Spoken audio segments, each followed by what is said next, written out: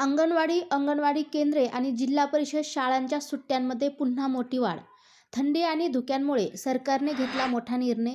पाहूया याबाबत सविस्तर. तत्पूर्वी चॅनलला अजूनही सबस्क्राईब केले नसेल तर सबस्क्राईब करा, समोरील बेललाही क्लिक करा, म्हणजे असेच नवनवीन लेटेस्ट अपडेट तुम्हाला पाहता येतील.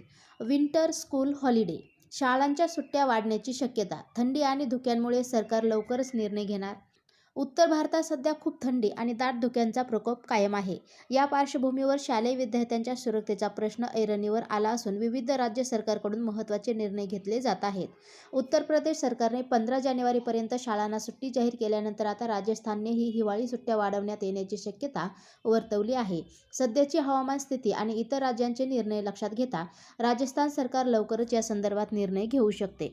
तर राजस्थानमध्ये सध्या 5 जानेवारीपर्यंत शाळा बंद. राज्यात शीतलहरीचा प्रभाव वाढल्याने आधीच 5 जानेवारीपर्यंत शाळांना सुट्टी देण्यात आली आहे. तापमानात सातत्याने घट होत असून सकाळच्या वेळेत दाट धुक्यांमुळे विद्यार्थ्यांना शाळेत ये-जा करताना अडचणींचा सामना करावा लागत आहे. दरम्यान जयपूर जिल्हा प्रशासनाने खबरदारीचा उपाय म्हणून 2 ते 10 जानेवारी दरम्यान अंगणवाडी केंद्रांनाही सुट्टी जाहीर केली आहे. यावरून प्रशासन विद्यार्थ्यांच्या आरोग्याबाबत सतर्क असल्याचे स्पष्ट होत आहे. तर उत्तर प्रदेशमध्ये 15 जानेवारीपर्यंत शाळा बंद. उत्तर प्रदेशमध्ये थंडी आणि धुक्यांची परिस्थिती अधिक गंभीर असल्याने राज्य सरकारने मोठा निर्णय घेतला आहे. नर्सरी ते इयत्ता 8वी पर्यंतच्या सर्व शाळा 15 जानेवारीपर्यंत बंद ठेवण्याचे आदेश देण्यात आले आहेत.